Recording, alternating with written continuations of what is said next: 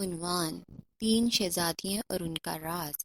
ایک زمانے کی بات ہے کہ ایک خوبصورت شہر میں تین پیاری سی شہزادیاں رہتی تھیں۔ ان تین شہزادیوں کے پاس ایک گہرا راز تھا جو انہوں نے کبھی کسی سے نہیں کہا تھا۔ ہر ایک شہزادی اپنی الگ الگ راز کی مالکیت رکھتی تھی۔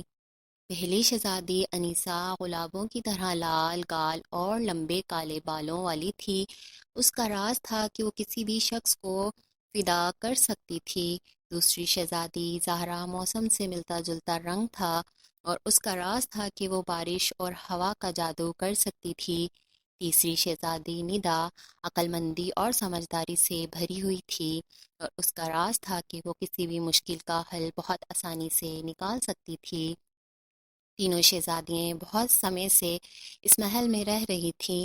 ایک دن ایک عجیب اجنبی شخص اس شہر میں آیا اور اس نے سنا کہ تین شہزادیوں کے پاس کچھ خاص راز ہے اور اس نے سوچ لیا کہ وہ اس راز کو جان کر کچھ حاصل کر سکتا ہے۔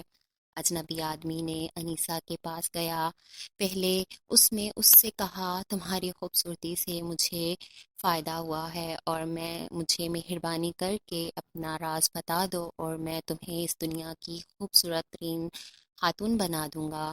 انیسہ نے مسکرائی اور بولی، مجھے خوشی ہے کہ تمہیں میری خوبصورتی پسند آئی، پر میں اپنا راز کسی سے نہیں بتا سکتی۔ اجنبی آدمی بہت زیادہ مایوس ہوا اور پھر زہرا کے پاس گیا۔ اس نے کہا، تمہارا موسم اور ہوا کا جادو مجھے بہلا رہا ہے، مہربانی کر کے مجھے اپنا راز بتا دو اور میں شہر میں اسے موسم کی رانی بنا دوں گا۔